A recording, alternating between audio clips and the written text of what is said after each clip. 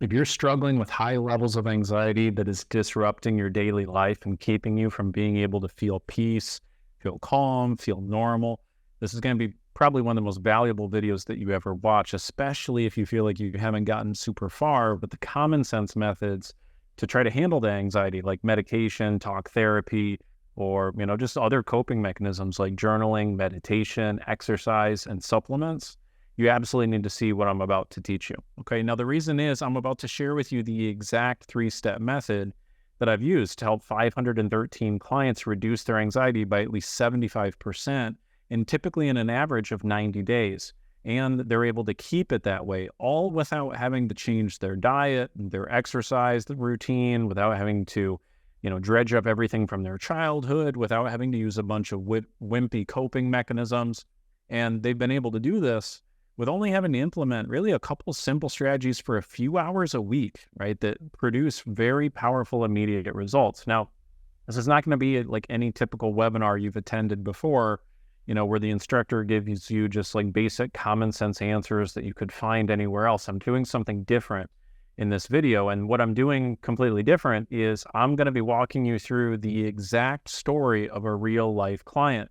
And I'm going to just show you straight up like exactly what I did with this client to go from crushing anxiety to then her feeling on top of the world just a couple months later, so that way you can just see exactly how it works.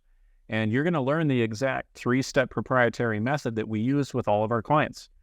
So you might be asking yourself, like, why would you be sharing with me exactly what you do with your clients in a free video?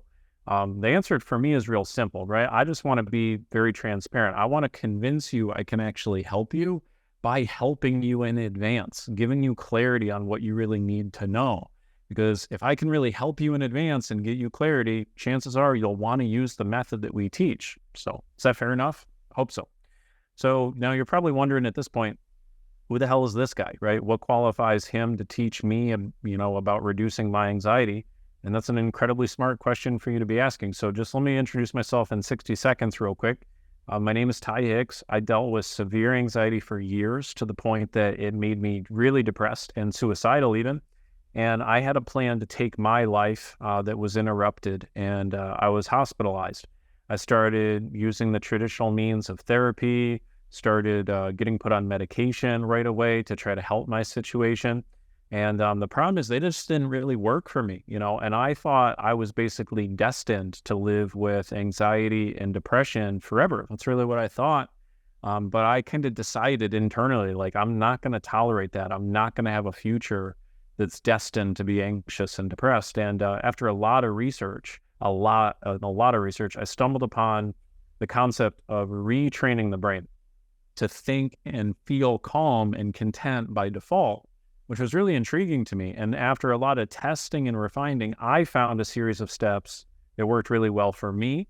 And so what I did is I started teaching them to other people. So, over the years, my method evolved to the point it is now, where it is now, and we help people reduce their anxiety by at least 75% in 90 days, like clockwork, or we guarantee we'll work with them one-on-one for free until they do. And we do it by following the 3 steps I'm going to show you today. And so I've been really, really blessed to share what I've learned with other people. It's the greatest joy of my life. We've been able to help 513 clients do so, which has been fantastic. Just the stories and the lives and the families that have been changed is really touching to me. And then also what we have done too is I've been able to be blessed to speak on stages around the world and to even have worked with one Hollywood actress, a few record producing artists, and then also one Olympic athlete I got referred to me, which was really a fun experience. So you can see dozens and dozens of unedited public reviews on our website.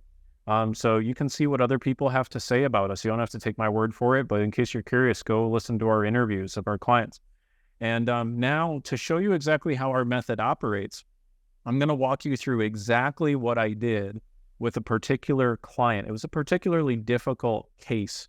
And her name was Jen. And her anxiety was about as bad as it can get, really, while still mostly functioning in daily life. And she's given me her blessing to share her unedited story, so you have a real-life example. Now, the images you're going to see are not of her, just to protect her privacy, but she's given me permission to share everything else totally unedited. Okay.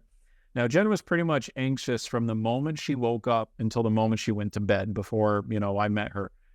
Some major things that made her really anxious were definitely driving, especially being in crowded places, or whenever she felt like something was off with her body. That was another big thing for her. So, she'd fear fainting. She'd fear having a panic attack in public. Getting sick was another fear. And then also even dying. She'd have this kind of involuntary thought of dying. And her body was basically just in a constant state of fight or flight. She felt like she was in reaction to anyone in her environment. She felt a huge urge to make sure she was okay at all times. She was constantly Googling her symptoms. She was checking her pulse. She was wanting to overthink and plan like everything to the minute detail ahead of time. And, even though she put kind of like a mask on, she was putting a mask on to pretend she was okay. Anxiety had gotten to the point where it was affecting her work. Her boss was noticing at this point. Not only that, but because she was like so overwhelmed all the time, her fuse with her family was short, and she would either like snap at them without meaning to, or she would seclude herself away because she didn't want to feel like a burden. And so the worst part was, she really felt like she had done everything. She was being proactive. She had done everything she could think of to lessen the anxiety. She'd been in therapy for years. And it had helped a little, but not like a ton. And her biggest fear was becoming like a member of her family. I think it was her aunt or something. And that apparently had been like really anxious and depressed all the way until she died. And that was her big fear. It's like, I don't want to become like my aunt. And she was starting to realize she was on that path. So she could see that her mental health was now affecting her marriage, her kids. And she really couldn't live with the idea of the cycle continuing, or even worse, like her kids developing issues. So these are the exact 3 things we did with her to help her finally get anxiety out of her life. And they're the same 3 things I did for getting anxiety out of my life. Same 3 things we do with every client of ours. It just freaking works. It really just does. So I bet my entire reputation on the fact that if you are really serious about getting anxiety out of your life, these are the things you're going to need to figure out how to do one way or the other, okay? The very first thing that we did with Jen, is we had to get to the real root cause of the anxious thoughts so that you can, stop them from popping up in the first place, as opposed to just using coping mechanisms to manage them. The second thing is we had to teach her how to retrain the brain to feel calm and content by default, where it used to feel anxious. And then third is we had to have a bulletproof relapse prevention plan in place to maintain great mental health, even when things got challenging. So a little bit more to say on the very first thing. Let's dig in on this one, which is, doing what we did with Jen, same thing we do with all clients, which is helping them get to the real root cause of the anxiety. Now, up until the time that she worked with us, Jen had only used coping strategies, to mitigate how she felt. So she had only ever really learned how to respond to the anxious thoughts, but she never really learned how to keep them from popping up in the first place. So what I did with her is map out for her what her current subconscious belief systems were. That's what we did. And now this is the very first critical step. You must do this if you want to determine where your anxiety is really coming from. Deep down. It's absolutely important. Now, to do this, what I did is I asked her a couple key questions. The first question was, growing up, whose love did you crave more, your mother's or your father's? Okay, now she said her father's. And then I asked, who did you have to be for your father? Who did you have to be in order to get your father's love, right? And Jen shared a few answers, including, I had to be perfect. I had to never cause a problem. I had to do whatever he wanted. I had to get straight A's. Okay, now after a little bit more probing and digging, we figured out that Jen came to believe as a child that she had to be a perfectionist, a pleaser, and an achiever. Those were kind of the big roles that she believed that she had to fit into. And we all do this. Growing up, we all develop a mental role. We develop a mental set of beliefs of who we think we have to be. And sometimes that role can cause us problems in our mental health. And I'll have more to say on that in a second. Now, this is where her initial anxiety came from. And it started in her early teens, I think even maybe 11, 12. Now, later on in adulthood, she formed one other key belief, which was causing a lot of anxiety too, which is the belief that she had to be what we call a controller. So this is because one of her family members passed away really suddenly. And so she believed she needed to be 100% certain that nothing was going wrong with her own health. She didn't want to be like sandbagged. She wanted to make sure that she could anticipate that before it might occur to her. And this sometimes happens when people go through like a car accident, a near-death experience, a sickness, or someone near them dies, something like that. So people will create a belief like, I have to be sure that this will not happen again, something like that. So these that you see on the screen here are 4 of the 8 major roles that we have found create anxiety for people. These ones are pretty common. And so what we realized for Jen is that all of her anxiety in her adult life was coming from her mind trying to figure out how to be perfect, how to please everybody, how to achieve enough, how to be certain and in control, right? And in short, her subconscious, the back of her brain basically, was constantly trying to fulfill the expectations that Jen developed for herself at a really young age that she had kind of imposed onto herself. So for most people, like a huge part of their anxiety comes from this source. And here's why. If you really want to know where your anxiety truly comes from, all you need to know is the following formula I'm going to show you, which is what we taught Jen as well. And we call this formula the formula for peace of mind or the formula for happiness. Same thing. It's worth writing down. And that is life conditions, or just life for short, equals expectations. That's the formula for happiness or peace of mind. So this is what also explains where depression and anxiety comes from as well. So you see in some areas of Jen's life, she was really happy, like a few at least. And in most of them, though, she was hugely anxious. Why? Well, one of the areas she was really happy with was the relationship with her son. And so she felt like she had a great relationship with her son. And when I asked her why, she told me, well, he wants to spend time with me. He hugs me. He'll do nice things for me. He actually talks to me about what's going on in school, stuff like that. And I said, okay, cool, gotcha. So is it fair to say that you would expect that he does those things, right? Like, do you believe that he should want to spend time with you, that he should want to be affectionate, that he should do those things? And she said, yeah, of course, definitely. And I said, okay, well, hypothetically, what if he didn't do those things? What if he didn't talk to you about what was going on in school? What if he didn't give you hugs, right? What if he always avoided hanging out with you, right? Then what would you feel? And she said, oh, I'd feel horrible. I'd feel sad. I was like, well, yeah. And would your mind be thinking about it a lot if that was the set of circumstances? And she's like, well, yeah, absolutely, because that's how it was before a few years ago when he lived at his dad's. And I was like, oh, okay, great. So there was a period where her mind was anxious about her relationship with her son before, but I told her, look, now that your life conditions match with your expectations of how you think it should be, you don't really have anxious thoughts about your child anymore. Is that right? She said, yeah, that's true. I said, okay, cool. But why are you still feeling anxious? Well, it would be because, number one, you're not as perfect as you think you should be. You haven't achieved as much as you think you should have. You don't please other people as much as you think you should. Like, some people are displeased from time to time. You're not as certain as you think you should be. And she's like, yeah, that's exactly right. And I said, okay, gotcha. And whenever those expectations are not met, chances are your mind goes crazy trying to figure out how to be perfect enough, how to achieve enough, how to please other people enough, how to feel certain enough. Is that right? And she, I asked her, like, are almost all of your anxious thoughts about how to try to get these things? And that's when, there was a huge light bulb for her, because, the reason why Jen was having anxiety from the moment she woke up until the moment she went to sleep is because there were big, giant subconscious expectations that she had about how she had to be, how her life had to be, and those expectations were not being met. And so, as soon as she'd wake up in the morning, her mind knows that. Her mind knows, I'm not perfect. I haven't achieved what I need to. People might be displeased. I'm not totally certain. So all of a sudden, the thoughts start spinning right away. So you could think of like each one of these beliefs, each one of these unmet expectations as being like a browser window, okay?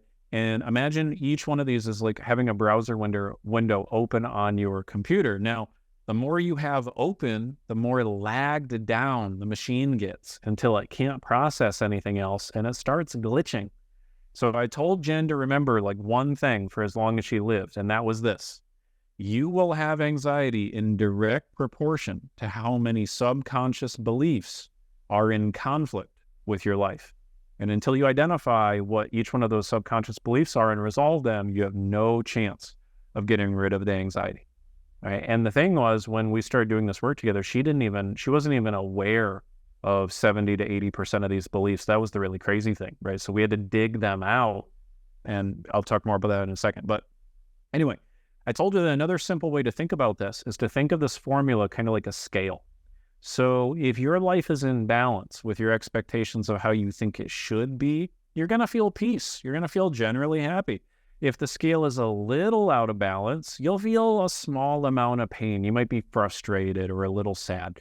If the scale is hugely out of balance, though, you will feel deeply anxious or depressed, okay? Especially if you believe that you can't change it, which is always a fiction, by the way. Okay, now there are only two ways to balance the scale. We can either change the life conditions to match the expectations. So, this is sometimes possible. Like if the expectation is manageable, a simple example would be if someone believes they really need to lose 10 pounds, that's a belief they have, and they are legitimately 10 pounds overweight, then, what one thing we could do is we could help that person lose the weight and they would feel peace of mind. So long as they don't move the target, so long as they don't change the belief and say, oh, I really need to lose 20, then when they lose the 10, they actually are going to feel pretty good. Right? But sometimes the solution to reducing the anxiety cannot be done by changing the life conditions. A clear example that comes to my mind was the youngest client I ever had was 13 years old. She was a, sweet little girl. And she thought she was overweight, even though her doctors had confirmed she was 8 pounds underweight. Right? And so I did not coach her to lose more weight to match her expectations, of course. That would be horrible. What we did instead was I had to help her dismantle her subconscious beliefs about what it meant to be beautiful and healthy so that she was no longer comparing herself to an unreasonable standard of beauty that would always make her feel inferior. And so she's been anxiety and depression free ever since, which was really great. Now, with going back to Jen, my adult client Jen, it was really clear that most of her expectations for herself were really completely unreasonable, right? So for one, she was never going to be perfect. She was never going to please everyone all the time. She could achieve plenty in her life, and she already had, but her expectations for herself were unreasonable. And she was craving a level of certainty that she just wasn't really going to get, you know what I mean? So what did we do? Well, the first step was already accomplished, which was we figured out where all of her unmet expectations were.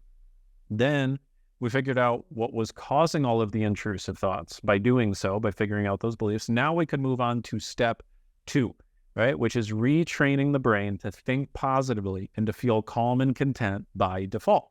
Now, we'd already identified all of the old beliefs that would constantly conflict with her life if left unchanged. So all we had to do was replace them with the truth, right? We had to help her change her beliefs about who she thought she had to be, how life had to be. We dug in, pulled out the old limiting beliefs using a belief dismantling process I developed. It's an 11-step thing, takes a little bit of time.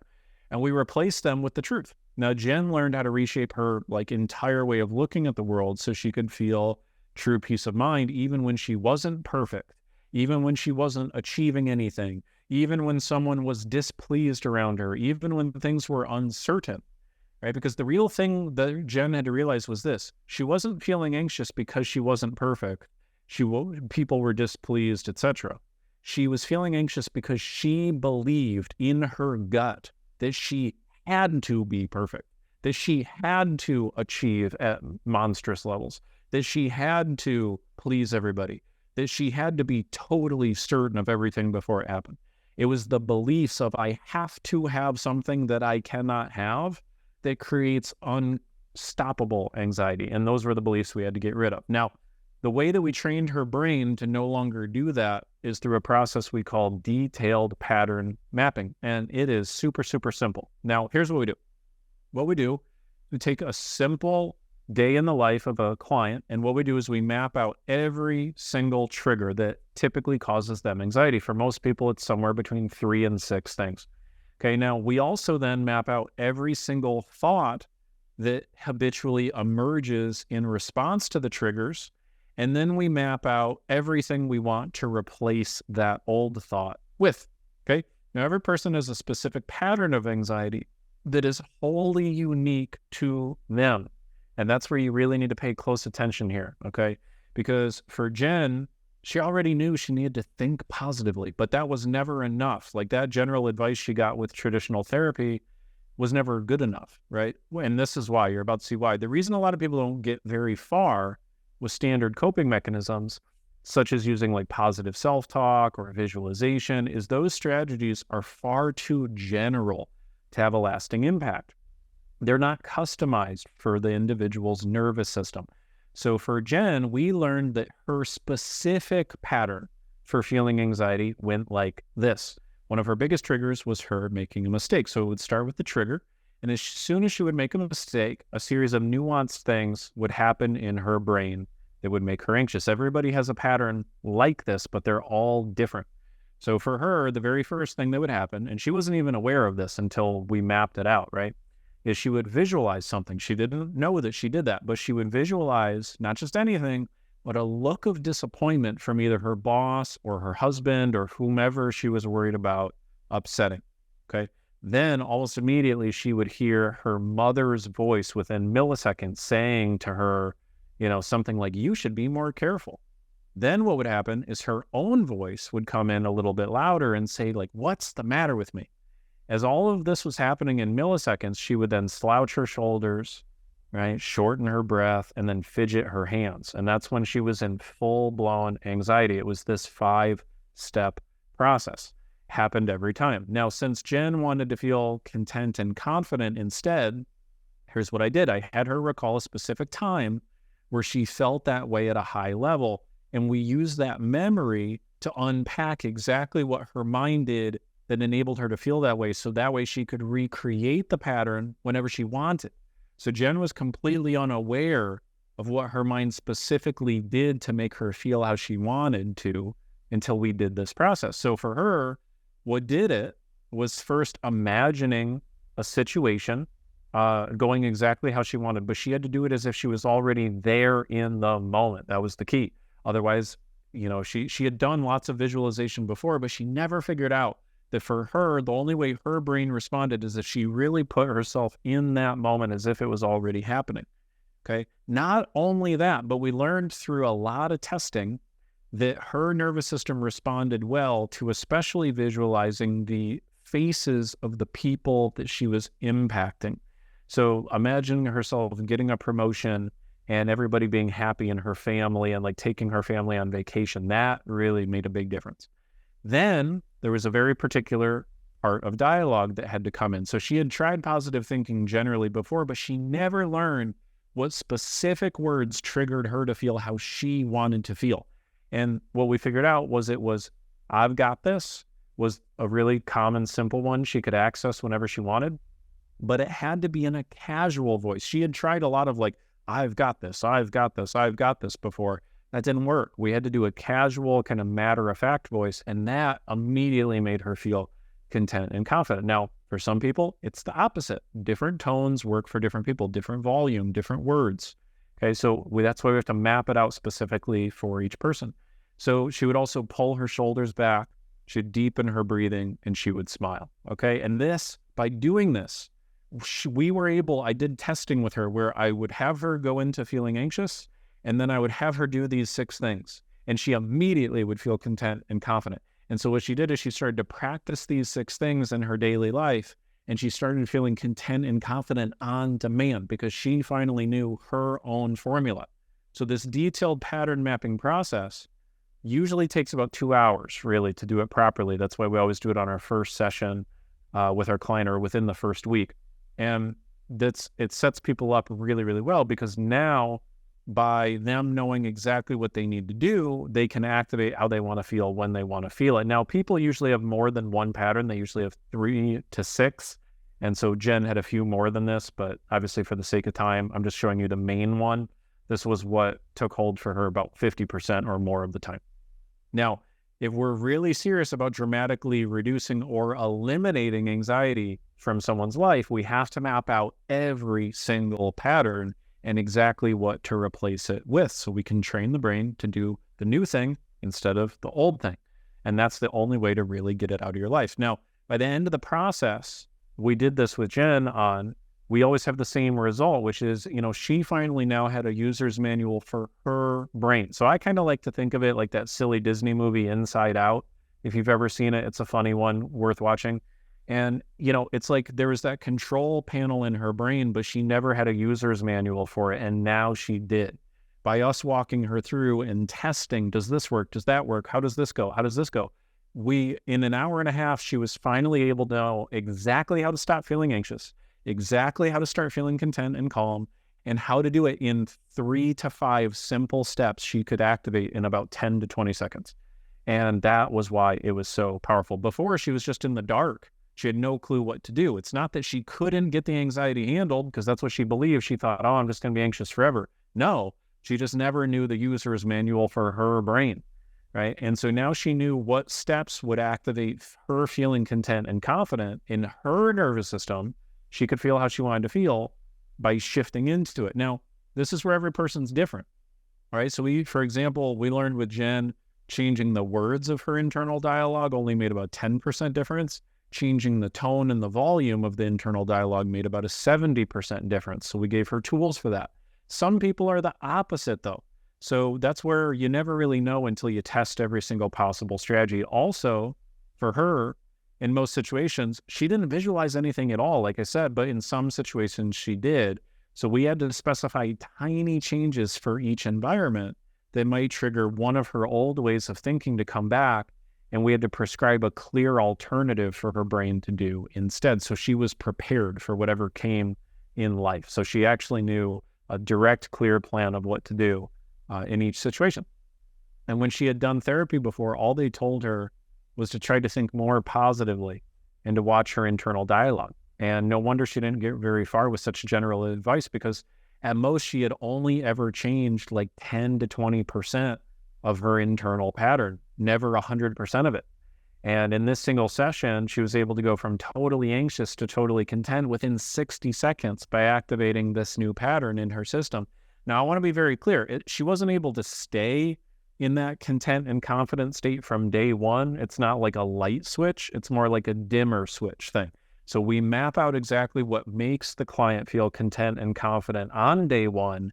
And then we teach them how to shift the needle where more and more and more and more they're feeling content and confident instead of anxious over the course of several weeks. And that's where the training the brain part comes in, okay? Because her brain was conditioned to do the anxious stuff before, and now that she could activate it, that was good, but she had to condition it, all right? Now, it took us time to chip away, right? To chip away at the old beliefs, to chip away at the old patterns. That's why this whole process for a client usually takes about 60 to 90 days. Jen was no exception, although I think she got done in, I think, like 11 weeks, so just slightly under 90 days. But it is the only way to get a real lasting solution in place for the anxiety. It all comes down to knowing exactly what the source of the thoughts are, mapping out each and every specific pattern that is causing the issue, slowly conditioning the brain to use an empowering alternative by default so that the client doesn't have to constantly manage their thoughts anymore. Okay. And about 60 days into the process, Jen was ready for the third and final step, which is having a bulletproof relapse prevention plan in place so that you can maintain great mental health even when life doesn't go according to plan. Now, this third step is always the most fun, I find, because by this point, Jen had already gotten so much more progress made in just a few months, than she had ever done in years of therapy, medications, or just trying to go it alone with simple coping mechanisms. And now all we had to do was make sure that she was the one truly in charge of her own mental health long term, and that she was the one that was going to be able to have the strategies and systems, not being dependent on me or a therapist or anybody else long term. Now, the beauty of the the brain retraining process is that once the mind is properly conditioned, it tends to stay that way, which is really cool. So the whole reason why anxiety felt so difficult to get rid of to begin with was because Jen's mind had become conditioned to think negatively by default over the course of several years. But once we trained it to feel calm and content by default, even when bad situations occurred, she rebounded pretty quickly. Now, however, it's important to understand that if you want to maintain good results in any area of life, not just your mental health, you must have a set of rituals to keep producing good results again and again. You need a system to stay on track. Isn't it true? I mean, think about it. Like, think about your physical health, for example. If you really want to not just get in shape, but stay in shape, you need to have the right rituals nailed down. You need to replace each of your bad habits with a healthy habit, and you need a system to keep you on track with those changes. It doesn't really matter, how long you've been overweight, how many bad habits you've accumulated, even if everyone in your family was overweight, you grew up overweight, your genetics may play a role, of course, right? But the reason why most people are out of shape is because they don't have the right rituals in place that are customized to them and their needs. They feel automatically pulled to do the wrong things that lead to bad outcomes, and that's why they get frustrated. They may want to do the right habits, but they're conditioned to do the wrong habits, so they need a system to stay on track. Now, mental health is exactly the same. In my experience, doesn't really matter how long you've been anxious, what kind of anxiety you had, how long you've been coping with it, if your parents had anxiety, like all of that, frankly, is basically irrelevant. It may play a tiny role. Like, yes, we need to customize things for the person, but you reap what you sow. If you put in the right habits, you get the right results. And that's the really important thing I want you to understand. I've worked with clients from age 13 to age 83. It does not matter. It does not matter your background. I've worked with people with every type of traumatic, unconscionably horrible things you could possibly imagine have happened in their background. They've still been able to overcome anxiety. Married people, single people, straight people, gay people, non-binary people, like complicated additional mental health things like PTSD, OCD, depression. It doesn't matter. If you have the right customized set of strategies for you, it can be done. Okay, just like anybody can be generally in good physical fitness, they just need the right trainer, right? They need the right system. Now, anyone can be in that same spot, but again, the system is the key thing I want to emphasize right now, and that was the really important thing for Jen as well. So the good news is that you really only need to have two ingredients to maintain long-term good results, and that's what we did for Jen as well. The very first one is you need to have a customized daily conditioning system. Okay, you gotta have this. You must. It's absolutely critical. And the second is you need a step-by-step method for handling problems and crises anxiety-free, because I'm a realist, right? This is not me telling you like, hey, you're going to have fantastic, perfect mental health forever, and you're never going to be challenged by life, and it's going to be sunshine and rainbows for the whole rest of your life. No, that's not me. Like, I'm a realist. I am a realist in the sense I want to prepare you for life. I always want to make clients become mentally and emotionally fit. I want to make sure that they have the ability, they've got the right mental and emotional muscles so that when what life throws crap at them, they're ready to lift the weight as opposed to feeling crushed by the weight. That's the whole key. We talk about creating mental and emotional resourcefulness so that you independently are strong and capable, and that you're able to navigate through life's challenges resourcefully. That doesn't always mean you're going to have a giant smile on your face, because you're going to run into challenges, right? Like when my wife had got diagnosed with cancer a couple of years ago, not a happy time for us, but there was actually a decent amount of happiness, but the key thing was we had to use the right mental and emotional tools to be in a resourceful state of mind. It was more so about not crumpling, right? Not being overly worried and anxious and totally neurotic. We did feel confident. We did feel strong. We did feel sure. Yes, we had moments of sadness, of course, but the overall experience was far more emotionally rewarding than you would probably imagine, because we had the right tools and the right system in place. Now, for Jen, what we did for Jen was we had to get her set up with a customized set of conditioning rituals for her to keep her mind properly trained. Now, each conditioning routine for a client is slightly different. from the others, and that's important to understand. But they rarely take like more than 15 minutes a day. And for Jen's, it was basically the same. Now, what she did is she used a couple of our specific tools, in particular, our daily conditioning questions, our anxiety eliminating guided meditation, and then also our daily freedom routine. We provide all those for our clients, and those are the ones that worked for her. Now, not every client uses those same three. The reason we did with her is we tested it and we made sure it worked over the course of several weeks before she graduated. Those worked really, really well. So by having a system in place that we had verified worked for her nervous system, not just a one-size-fits-all, she was able to grant herself a lifetime of emotional freedom. And this is why I really had to stress that importance to her is like, look, if you eat the right stuff and you exercise the right way, you're basically guaranteeing you're going to stay in good shape long term. Like, yeah, things might change a little bit here or there, but you're basically going to get 80% of the result long term. If you stick with that system, it's basically impossible to not get the result. You follow me? Like, if you save and invest your money smartly, it's basically impossible to not become financially secure. So if you have the right rituals, you have the right system, that is like the keys to the kingdom. That is total freedom. And that's what I stressed to her, because I told her, like, hey, you just stick to this. You're going to be just fine. And that's exactly what we did. Now, it's important to note too, it wasn't theory. We vetted it, we practiced it, we tried it. It worked really, really well. It's still working to this day. Now, for the second part, we had to make sure she knew how to handle problems or crises, anxiety free. And that's why we taught her our exact 11-step process to do that. This takes like an hour to train people on, so that's a whole nother subject for another day. But the good news is we took the guesswork out of that for her and just told her, hey, anytime you run into another issue like this, do exactly this thing. Now, the cool thing is we actually got the ability to practice this while she was still a client.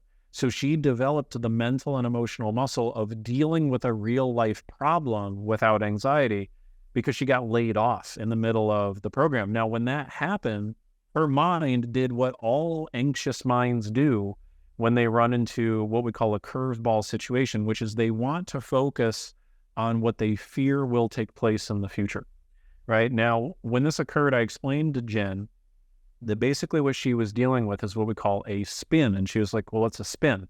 And I said, well, it's like this, right? So imagine you are in a car and you're headed towards a destination, and in your mind, it's smooth sailing. You're just focused on getting to where you want to go. But then imagine all of a sudden you hit some ice, right? And your car starts to spin out of control. And all of a sudden you're headed towards a tree, which is absolutely not where you want to go. Well, now you got two choices, right? You can either do what most people do, which is stare at the thing that you don't want to hit, which is the tree, right? And the thing is that if you stare at the tree, you're likely to hit the tree. They've actually done studies on this. You are most likely to go where you focus.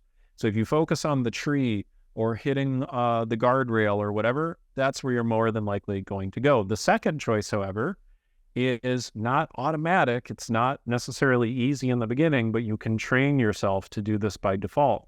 And the second choice is, even though you're afraid of this thing, you train your brain to focus over here, which is where you want to go, the outcome that you are after.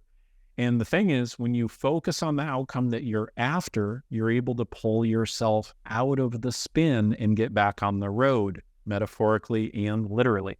And so that's what we did. Our 11-step process helps people go from, oh my God, I'm going to be unemployed, I'm going to lose my house, I'm going to go bankrupt, to, you know what? I have a plan. I know exactly what I want for my career. This is what I'm going to do. This is actually a good thing for me. And that's what we did. So in about a 45-minute period, we got her from step 1 to 11, getting her to that place. And so I told her, this is what's going on with your career. You're in a spin in your career right now. You had a previous vision for how things were going to go. You were headed towards that destination. She had been there 5 years. She didn't really have a backup plan. And so when she got the news of the layoff, her mind just wanted to focus on the tree, all the bad things that could occur. And so we interjected that 11-step process. And if we wouldn't have, she might have spun out. She could have stayed unemployed a long time. She could have lost money, gone into debt. That sometimes happens when people just focus on what they're afraid of. So through that process, we were able to help her truly feel that a layoff was a genuine opportunity, like even a gift, actually. And we were able to establish a really clear plan for her to get her desired outcome. So once she was focused on where she wanted to go and she had a clear plan implemented to do so, she felt great, plus she had now developed the skill of pulling herself out of a spin, which I told her, I was like, look, even if the only good thing that comes out of this layoff is you learn how to deal with a problem like this without anxiety, it's going to be worth it. Wouldn't you agree? And she's like, yeah, absolutely. So the first time she went through the spin, I was there to help her. But since she had gone through it, it's like, learning how to ride a bike or whatever, right? She knew how to do that. And so she was able to do this process several other times since then when other situations have popped up in life. So she doesn't freak out. She doesn't let anxiety drag her down. She just handles the problem very confidently, very elegantly. Now, without such a system, she'd be vulnerable. And we don't want that. We never want our client to be vulnerable.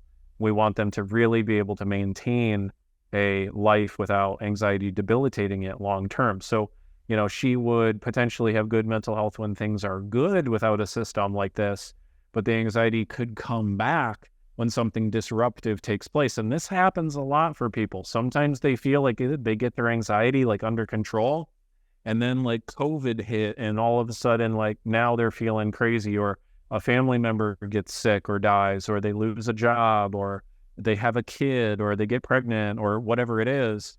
And it can change. It can change. And I see this happen for people all the time. And it's because they didn't have a system. They basically got themselves feeling good for however they did that with whatever strategies, but they didn't have a system to lock it in. That's why you got to have step 3. Okay. And that's it. This is exactly what we did to help Jen go from literally feeling deeply anxious to as anxiety-free as a human being can get in just a little under 3 months. So very first thing, we helped her get to the real root cause of the anxious thoughts, which was in her belief systems, so she could stop them from popping up in the first place. And that gave her a huge amount of relief to finally shed that garbage she'd been holding on to since childhood. Number 2, we helped her use conditioning strategies, not coping strategies, conditioning strategies, to help her retrain the brain to feel calm and content by default, where it used to feel anxious. And then finally, we helped her build her own customized relapse prevention plan in place to maintain great mental health, even when life wouldn't go according to plan. Really important. So this is the same process we've used to help 513 clients as of the time of this recording reduce their anxiety by at least 75%, typically in about 90 days. Now, there were some bumps along the way. There always are with the client. There's going to be up days and down days, right? It's kind of, I always describe it as a jagged upward line is how it typically goes for a client. But the important thing is that it's upward. And she was committed to doing the work, which is really important. She came in coachable, she came in ready to do the work, and she came in committed to being anxiety-free. Those are the 3 ingredients that make a really awesome relationship and that make people really successful. Now, I wanted to share this story, and Jen gave me permission to share the story for a few key reasons that I want to make sure you walk away from today's training with. The first is this, and this might be the most important, honestly, is I really, really want you to know you absolutely can get this done, okay? It doesn't matter what kind of anxiety you have, how long you've had it for, what you've already tried, how overwhelming it currently is. We've seen it all before. I cannot tell you how many times I get on the phone with somebody and they're like, oh, I probably sound crazy to you. I'm like, no, you really don't. Like, there's nothing that I am very, very rarely surprised. I speak with probably over 1,000 people a year, and there is maybe like one person I'll talk to a year that'll be in a situation that I really, truly have never encountered before. It's very, very incredibly rare. People like to think that their anxiety is totally, completely unsolvable and totally unique. And I got to tell you, it's just not. It is absolutely something that you can get under control with the right customized tools, right? So the key is switching from the coping mindset to the conditioning mindset. That's really the key. Now, please, please, please, please, please, please commit to yourself that you will choose to believe that you can get your anxiety under control, because I promise you this, right? Even if you don't use our tools or our method, or if this is the last video of mine you ever see, that's fine. I can live with that. But please do this for yourself. Commit to believing you absolutely can and will get this anxiety under control. Because if you commit to believing that you can't, I can promise you, you never will. Someone who believes their anxiety is going to last forever, it's going to last forever, unfortunately. I've seen it happen before. I don't want it to happen to you. Now, the second reason I wanted to share this story with you is I want you to see it's not complicated. It is really not that complicated. It's really not even all that difficult. I mean, yeah, there's a little work involved. You know, you got to be willing to sit down and listen to some videos and take some notes and write some things out and do some little brain retraining stuff, but it's nothing crazy. It's not really all that hard. It's really easy. We don't do anything crazy like exposure therapy or, you know, make you dunk your head in cold water or anything stupid or silly like that. The only hard thing really is continuing to do what doesn't work. That's what's hard, right? Doing what works is easy because then your life gets easier and the anxiety goes away. If you keep trying to do what doesn't work, that's hard. Or if you keep waiting for something to change on its own, that's hard, right? But this process doesn't, you know, work so well because I'm like a genius or something. It doesn't work so well because Jen is so special. I picked Jen because Jen's story is so relatable to so many people. Like, Jen is a great person. I love her. She's awesome. She's a great client, but her life is normal. It's basic, right? She's just living a normal life like anybody else lives. And that's the really cool thing is she was a demonstration that anybody can get this under control. Any person can do this so long as they're willing to embrace an open mind and a willingness to apply what they learn. And I wanted to share with you something. I had a mentor once, and he taught me something years ago that really changed my life. At the time, I was just getting this business started, and I was seeing other people who were coaches, and I could tell that their methods were really, really not good. I could tell that, you know, they really didn't have the level of skills to serve their clients at a deeper level, but they were like, their business was huge and their teams were big and they were making lots of money. And it frustrated me because I was like, hey, I know like that what I teach works. Like in my soul and in my bones, I know this stuff works and it's not taken off. And, you know, I think I said something like, oh yeah, well, they're just whatever. I kind of wrote off their success. And my mentor said, hey, don't do that. He said something to me that I'll never forget. He said, if you see someone else who is getting the results in their life that you are not, don't you ever get angry at them or make an excuse for why their situation is inherently different than yours. Don't tell yourself that they can do it and you can't, because if you do that, you'll only keep yourself ignorant of what they are doing differently than you are. If someone else is getting a result that you want, that means it is possible. That means that they are doing something differently than you are that is making them more successful in that area, whether you know it or not. Different actions create different results is what he told me. And he said, you know, the level of thinking you've had so far has only been good enough to get you to where you are right now. If you want to get to where you haven't been, you must embrace a new level of thinking. And that means you have to tap into the thoughts and the beliefs and the strategies of somebody else, because otherwise you can't get there. If you've been trying to get yourself unstuck forever, you'll keep trying to get yourself unstuck forever, but you'll stay stuck because you don't have the input that you need. You must get input from somebody or some other place that's got it. So he told me, it's like, don't get frustrated at them. They have something that they're doing that's working. You can learn from them, even if you don't like them. And so that was a real big revelation for me, because I finally realized really something simple, which is to get somewhere new, you must do something new. And nothing changes if nothing changes. And since then, I've realized that nothing is inaccessible to any of us if we are willing to learn and apply ourselves, and if we're willing to have an open mind. What kills people is when they just conclude, nope, can't do it, not going to work for me. That's what will ensure that they stay stuck. So we have to be willing to do something new to get somewhere new. And another thing I've learned over the path too is we're never really going to feel ready.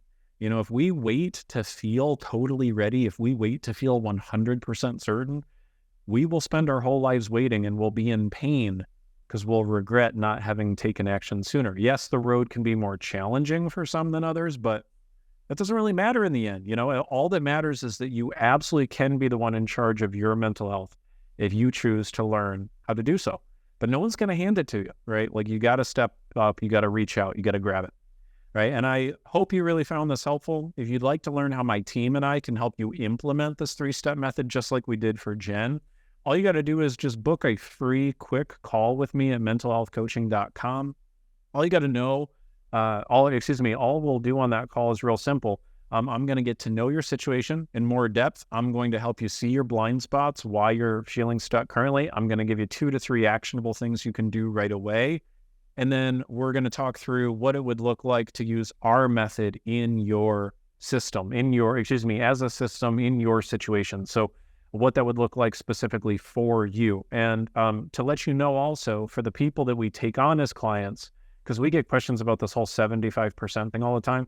The way it works is when we take someone on as a client, so long as they meet our qualifications, is we guarantee in writing that they will be satisfied their anxiety is reduced by 75% or more in 90 days. And if they don't feel satisfied by that, I'll continue to work with them one-on-one for free until they do so. And that's why our client success rate is like astronomically high. So if you'd like to see if we're a good fit to work together, and also, just get some tips that you can start to use right away, go ahead and book your free call at mentalhealthcoaching.com. Only requirements for booking this call is you got to be serious about getting your anxiety under control. You must commit to showing up to the appointment, because we've got a lot of people in need, and we don't take, very kindly to people like booking time on our calendar and then not showing up. And then finally is, so long as you love what you hear and you find those strategies to be really useful, you need to be ready to take action and implement in order to master your mental health. You need to be in an action-taking mode. Okay, so until we speak, again, don't give up, don't give in, okay? Please, please, please keep pushing towards the mental health that you deserve, because it can be yours. All right, thanks for being with us. Talk to you soon. See ya.